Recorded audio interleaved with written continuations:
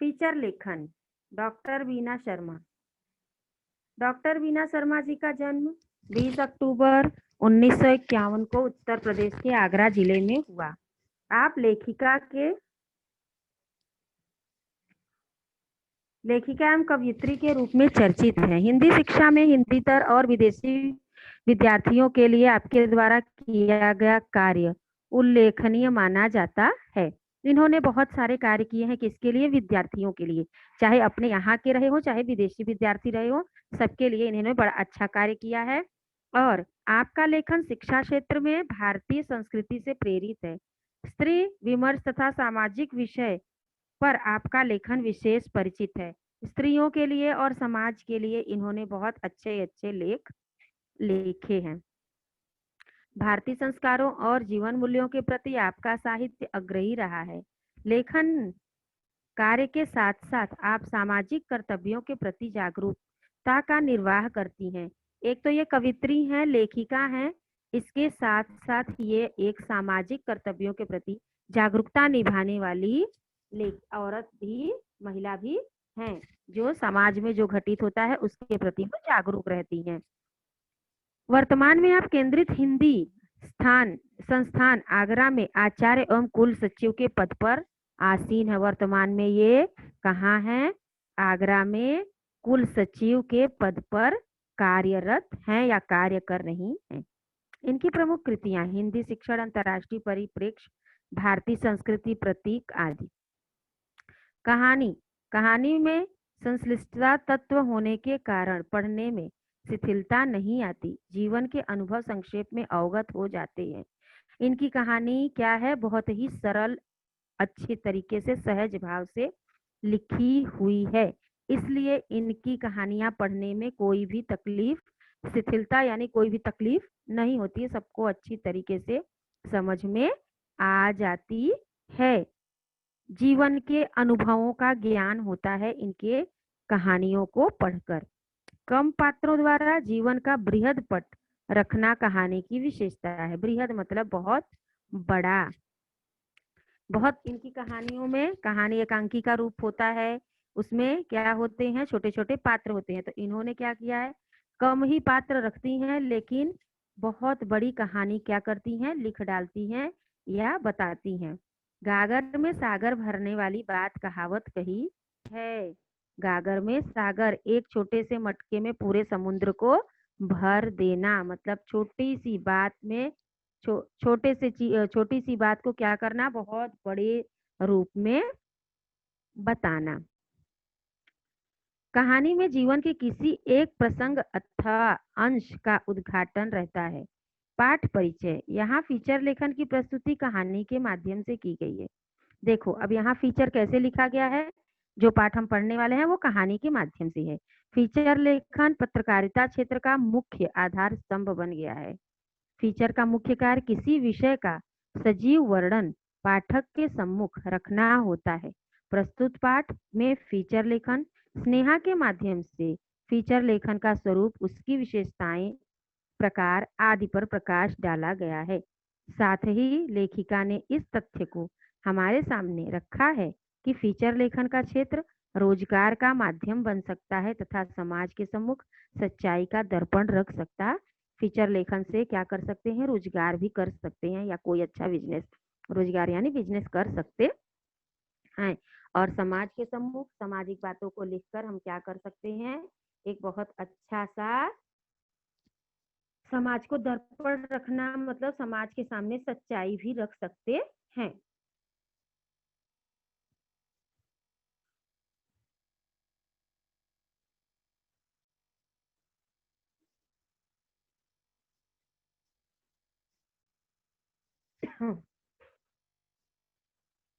आज स्नेहा बहुत आनंदित थी। उसका पूरा परिवार गर्व की भावना से भरा हुआ था। उन सबकी आंखों से स्नेहा के लिए स्नेह का भाव झर रहा था। अब देखो यहाँ कहानी की शुरुआत हो गई है। आज स्नेहा क्या है? स्नेहा नाम की लड़की के ऊपर ही जैसा कि फीचर लेखन लिखा गया है, तो ऐसा बताया जा रहा है कि आज स्नेहा बहुत आनंदित थी। उसका पूरा परिवार क्या हो रहा था? बहुत। हेलो। हाँ, बोलो बेटा। अनीता। कुछ नहीं मैम, गर्व हो रहा था उसके पहले। हाँ, उन सबकी आंखों से स्नेहा के लिए बहुत प्यार झलक रहा था। पत्रकारिता क्षेत्र में फीचर लेखन के लिए दिए जाने वाले सर्वश्रेष्ठ फीचर लेखन के राष्ट्रीय पुरस्कार से उसे सम्मानित किया गया था। फीचर लेखन के लिए उसने क्या किया था? पत्रकारिता में सबसे सर्वश्रेष्ठ पुरस्कार उसे मिला था, राष्ट्रीय पुरस्कार सम्मान उसे मिला था। इसलिए लोग स्नेहा के ऊपर बड़ा गर्व कर रहे थे और बहुत ही प्रेम छलका रहे थे। आज उसके परिवार द्वारा इसी के उपलक्ष्य में छोटी सी पार्टी दी जा रही थी। स्नेहा के पति, उसकी बेटी प्रिया, बेटा नैतिक और उसके सास ससुर उसे बधाई दे रहे थे।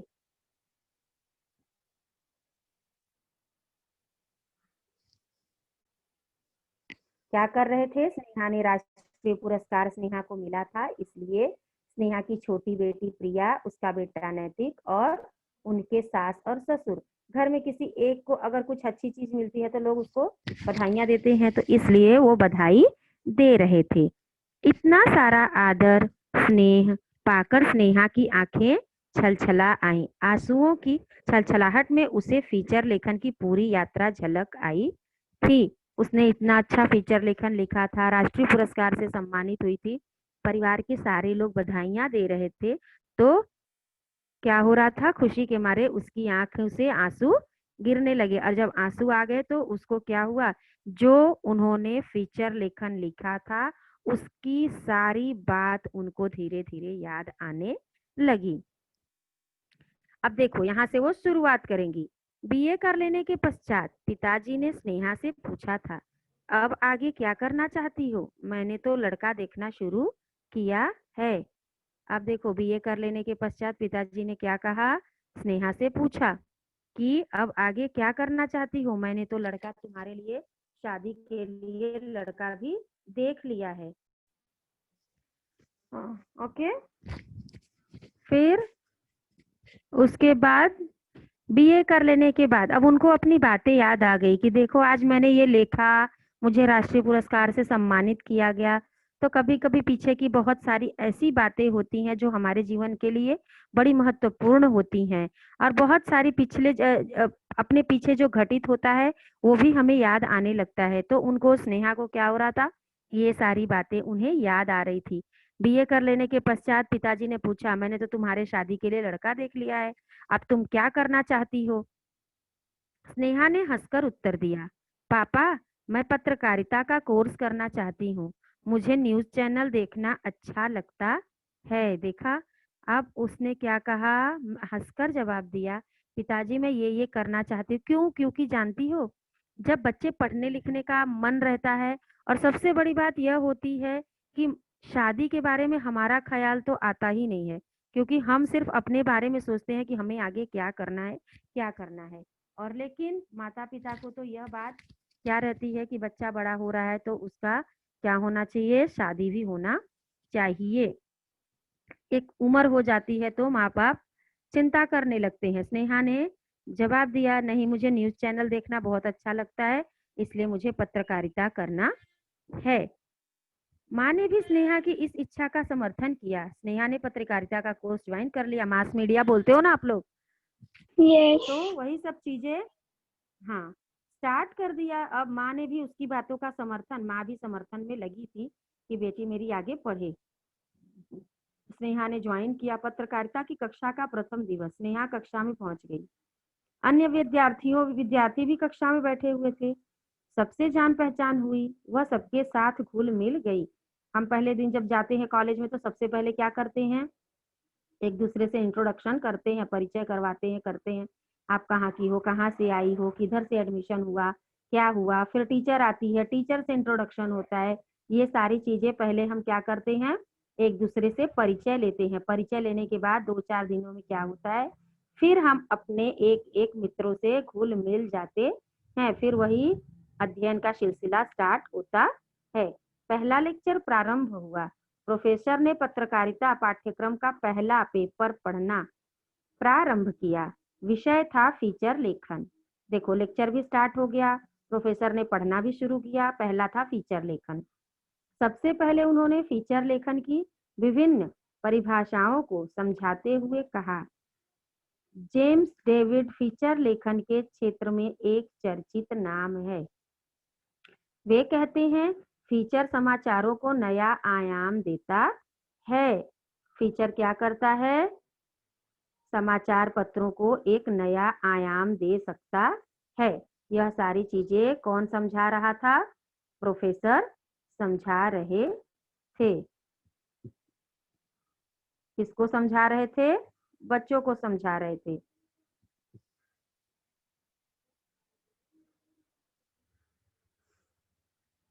यह परीक्षण करता है, विश्लेषण करता है तथा उन पर नया प्रकाश डालता है। स्नेहा की पत्रकारिता और विशेष रूप में फीचर लेखन में बहुत रुचि थी। स्नेहा को क्या थी? पत्रकारिता और फीचर लेखन में बहुत।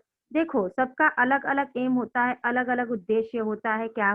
हम पढ़ाई करके क्या करेंगे? यह कार्य हमें करना है, ये सब कार्य हमें करना है, ऐसे ऐसे करना है, आगे चल के हमें ये पढ़ाई करनी है। वह रुचि के अनुसार होता है। अगर रुचि ना हो उसमें तो मन नहीं करता पढ़ने का। तो इसलिए स्नेहा ने अपने लिए पत्रकारिता चुना था और विशेषतः उसे फीचर लेखन में बहुत ज्यादा रुचि थी। इसलिए उसने कहा, सर पीडी टंडन ने फीचर लेखन को परिभाषित किया है। हाँ, पीडी टंडन कहते हैं एक फीचर लेखन की परिभाषा। बहुत सारे ये होते हैं ना इतिहासकार, इकोनॉमिक्स में जो लिखते हैं परिभाषाएं, तो परिभाषाएं साइंस की, तो हर एक सब्जेक्ट में एक एक चीज रहता है।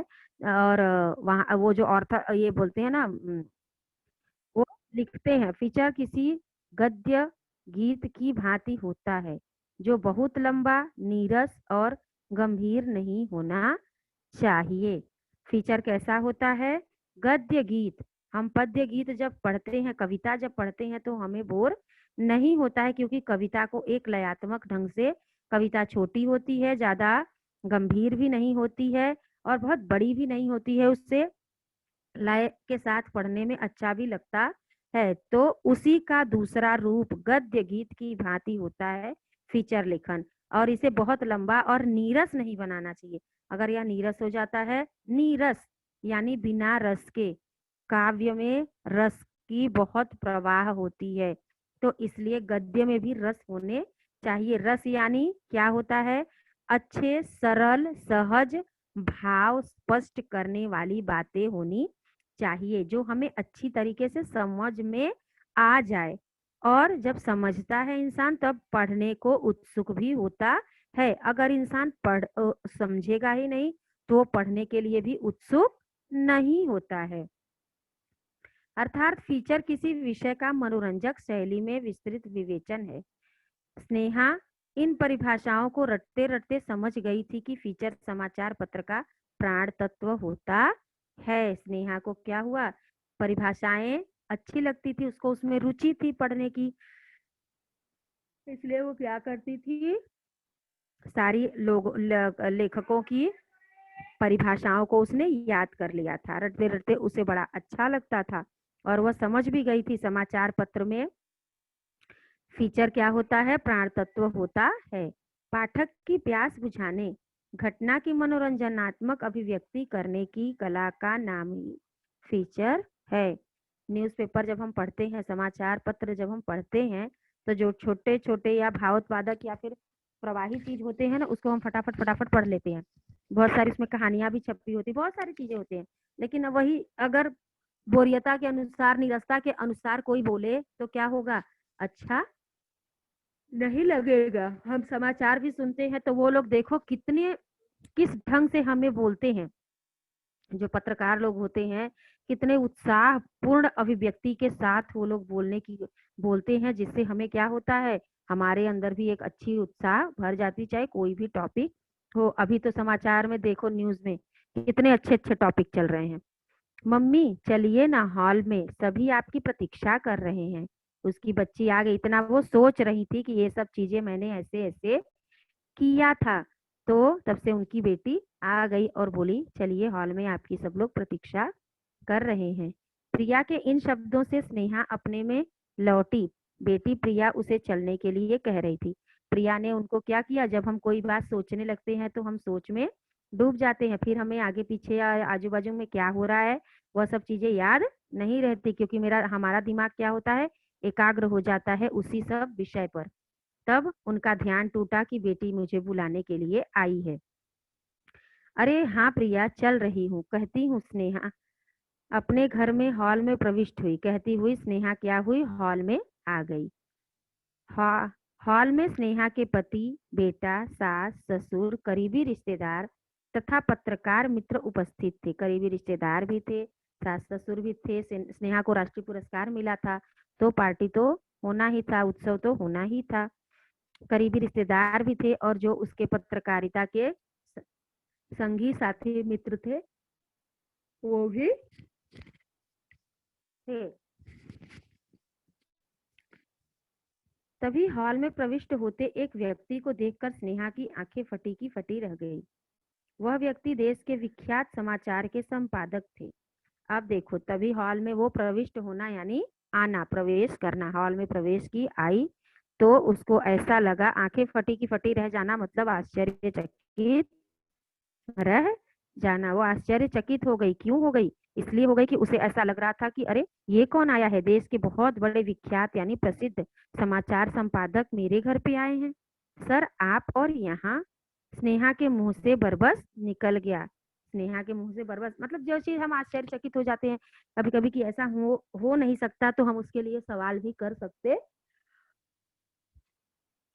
हैं, और वही स्नेहा के साथ हो रहा था।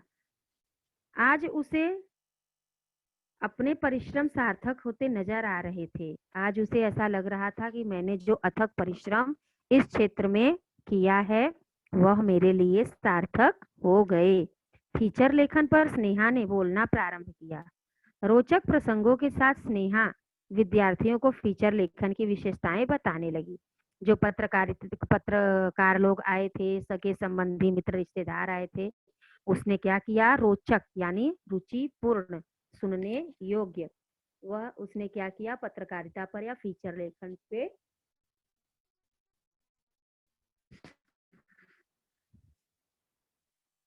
स्टार्ट किया और इतना सुंदर सुनाई विशेषता बताने लगी कि लोगों को बहुत ही अच्छा लग रहा था। अच्छा, फीचर नवीनतम जानकारी से परिपूर्ण होता है। किसी घटना की सत्यता अथवा तथ्यता फीचर का मुख्य तत्व है। फीचर लेखन में राष्ट्रीय स्तर के तथा अन्य महत्वपूर्ण विषयों का समावेश होना चाहिए, क्योंकि समाचार दूर दूर तक जाते हैं। इतना ही नहीं, विषय का फीचर का विषय समसामयिक होना चाहिए। समसामयिक होना, देखो अब इन्होंने क्या किया है, फीचर नवीन मतलब नई नई हमको जानकारी देती है, इससे नई नई जानकारियों से परिपूर्ण फीचर को होना चाहिए। अगर समाचार में वही शब्द वही बातें दूसरे दिन भी छपे और वही चीज हमको मिले तो हम पढ़ेंगे क्या? नहीं पढ़ेंगे। तो यही चीज है, नवीन नवीन बातें मतलब नई नई बातों का होना जरूरी होता है। घटना की सत्यता होनी चाहिए, उसके अंदर तथ्यता होनी चाहिए, उसमें तथ्य होने चाहिए कि ये घटना सत्य क्यों है। और इतना ही नहीं, फीचर में समसामयिक मतलब समाचार पत्र दूर दूर तक एक जगह छपता है, लेकिन वह समाचार पत्र लोग बहुत जगह पढ़ते हैं, बहुत जगह जाता है। इसलिए समसामयिक, जो उस समय घटना घट रही है, उस समय समाज में क्या हो रहा है वही चीज होना चाहिए, छपना चाहिए। तब लोगों को क्या होता है, रुचि आती है पढ़ने की। फीचर लेखन में भाव प्रधानता होनी चाहिए, क्योंकि नीरस फीचर कोई नहीं पढ़ता है। देखा, फीचर लेखन क्या होने चाहिए, भाव प्रधान होने चाहिए, उसमें भावात्मकता होनी चाहिए। नीरस अरुचिपूर्ण हो जाता है, उसको कोई भी पढ़ता नहीं है। जिसमें कोई रस ना हो, कोई भावना ना हो, उसको कोई पढ़ता भी नहीं है। फीचर के विषय से संबंधित तथ्यों का आधार दिया जाना चाहिए। फीचर को क्या करना चाहिए, विषय से संबंधित ही फीचर लेखन होने चाहिए। उसको कोई इधर उधर की बात लिखनी नहीं चाहिए। ऊपर जो हेडिंग होता है, जो टॉपिक होता है, उसी के विषय में नीचे डिटेल होना चाहिए। स्नेहा आगे बोलती जा रही थी। विश्वसनीयता के लिए फीचर के विषय में तार्किकता को देना आवश्यक होता है। विश्वसनीयता मतलब सामने वाले को इस चीज का विश्वास हो जाना, किसी भी बात का। अगर हम खड़े हैं, सपोज एक उदाहरण ले लो, अगर हम खड़े हैं, अपनी बात का विश्वास सामने वाले को दिलाना चाहते हैं, तो उस बात की पूरी जानकारी हमें होनी चाहिए। अगर हम पूरी तरह से जानकारी नहीं रखेंगे तो सामने वाले को हम विश्वास नहीं दिला पाएंगे। तो वही होता है कि वह बोले जा रही थी। और विश्वसनीयता के लिए फीचर के विषय को तार्किकता देना आवश्यक होता है, मतलब उसके बारे में सारी जानकारी देना आवश्यक। जब सारी जानकारी दोगे तो सामने वाला भी ये सोचेगा कि नहीं नहीं ये सही बात है, क्योंकि ये तो इतनी सारी बातें इसके बारे में हमें बता रही है। फीचर में विषय की नवीनता का होना आवश्यक है, क्योंकि उसके अभाव में फीचर अपठनीय बन जाता है। देखो, फीचर लेखन में अविश्वसनीय बन जाता है। विषय में नवीनता, नयापन होना चाहिए। समाज में हर एक दिन कुछ नई नई घटनाएं होती रहती हैं, तो वही वही चीज अगर हम लिखेंगे, वही वही ये लिखेंगे तो क्या होता है अच्छा नहीं लगता। तो उसमें नवीनता होनी चाहिए, सामाजिक घटनाओं की जानकारी होनी चाहिए, समसामयिक होना चाहिए। उस समय जो घटित हो रहा है वही सब चीजें वहां लिखनी चाहिए, नहीं तो अपठनी मतलब लोग पढ़ते नहीं है, तो वो पढ़ने के लायक बनता भी नहीं है। फीचर में किसी व्यक्ति अथवा घटना विशेष का उदाहरण दिया गया हो तो उसकी संक्षिप्त जानकारी भी देनी चाहिए। अगर किसी व्यक्ति की घटना वगैरह की जानकारी देना है तो क्या करना चाहिए, सिर्फ हेडिंग लिख के छोड़ना नहीं चाहिए, उसके बारे में थोड़ी सी हमें जानकारी भी देनी चाहिए। जब जानकारी होती है, इंसान को हेडिंग पढ़ के थोड़ी उत्सुकता बढ़ती है कि आखिर इसमें हुआ क्या होगा, इसलिए लोग क्या कहते हैं, थोड़ी सी जानकारी भी हासिल करना चाहते हैं।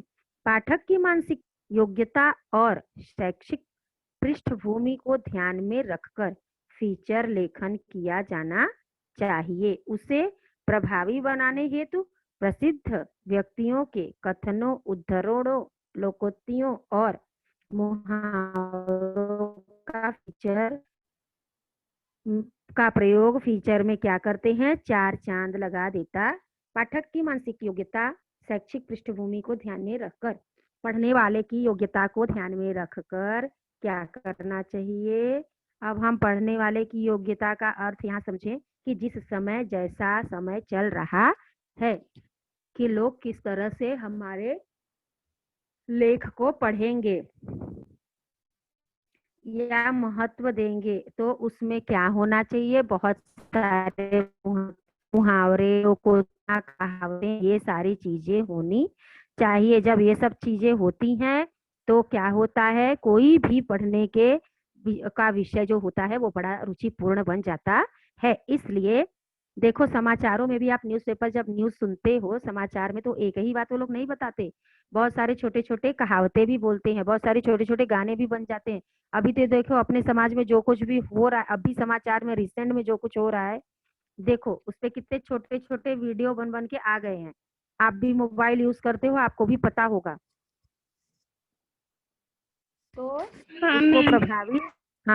उसको प्रभावी बनाने के लिए ही क्या करना चाहिए, ये सारी चीजों का प्रयोग करना चाहिए। और वो सारी चीजें जब प्रयोग होती हैं तो क्या होता है, फीचर लेखन बड़ा ही सुंदर लगता है। अब देखो, जैसे ही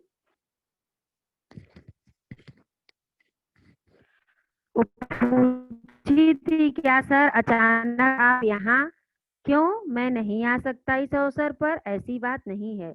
अचानक आपको देखा तो स्नेहा बहुत बहुत बधाई देने लगी।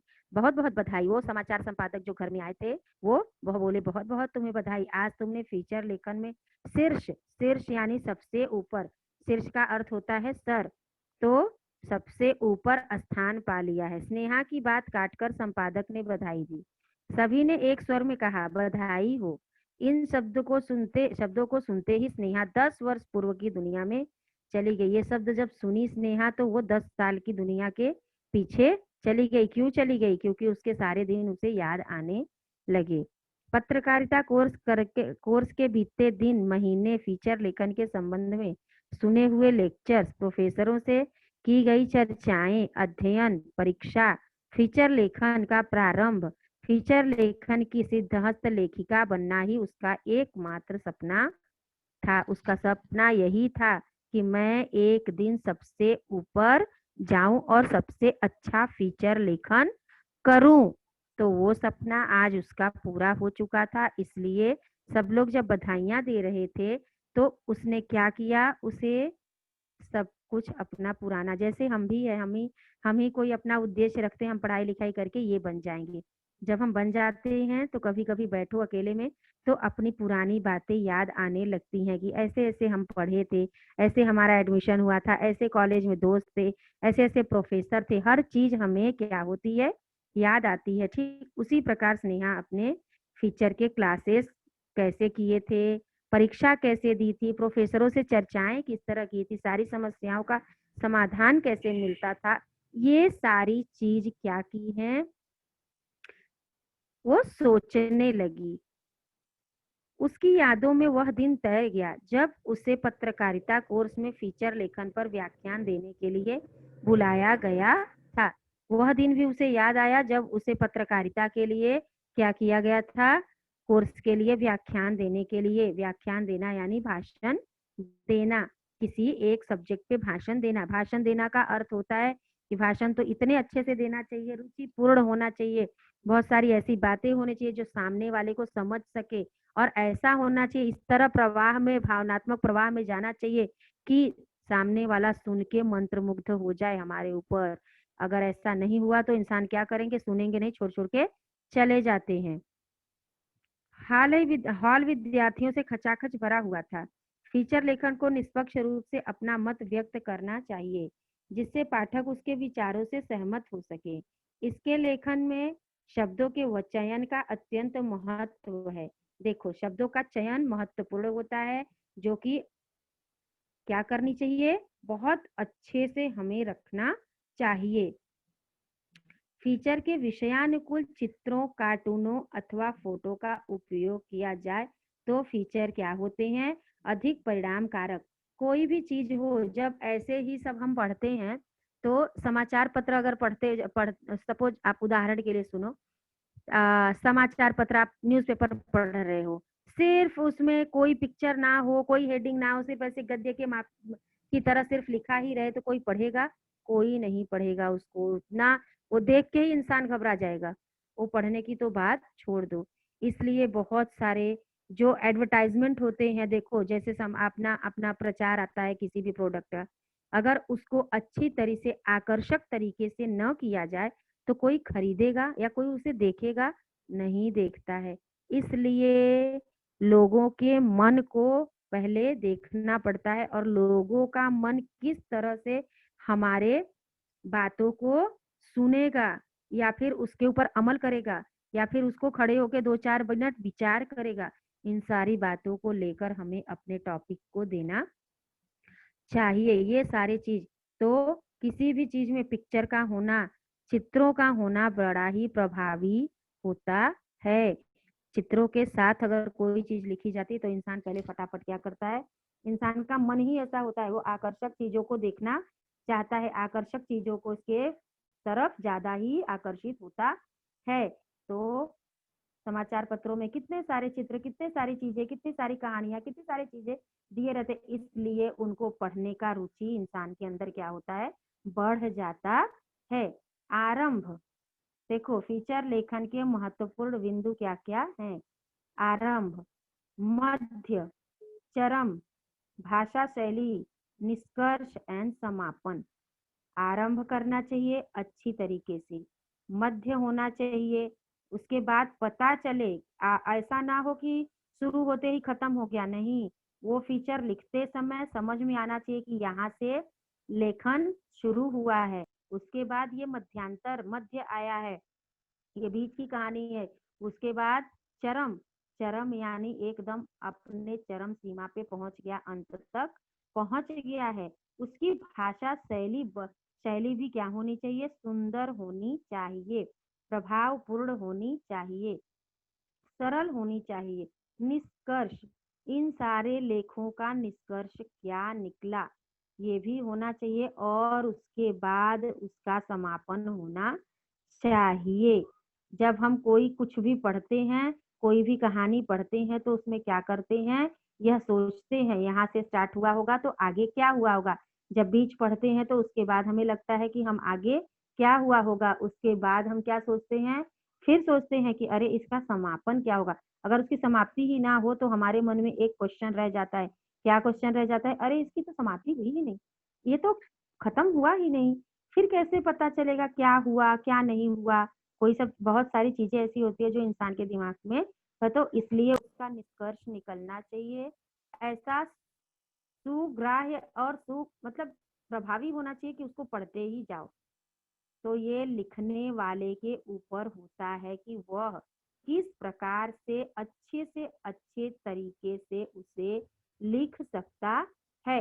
और ऐसा सब्जेक्ट, ऐसा विषय होना चाहिए जो उस समय से घटित हो रहा हो। इसलिए लोग क्या करते हैं, इसलिए क्या करना चाहिए? अपनी भाषा को प्रभावी बनाने के लिए अच्छे से अच्छे तरीके से लिखने का और पढ़ने, मतलब उसको इस तरह से व्यक्त करो दूसरों के सामने कि वह प्रभाव में आ जाए, मंत्र मुग्ध हो जाए, और पढ़ने के बाद उसे ऐसा लगे कि हाँ हमने कुछ पढ़ा है।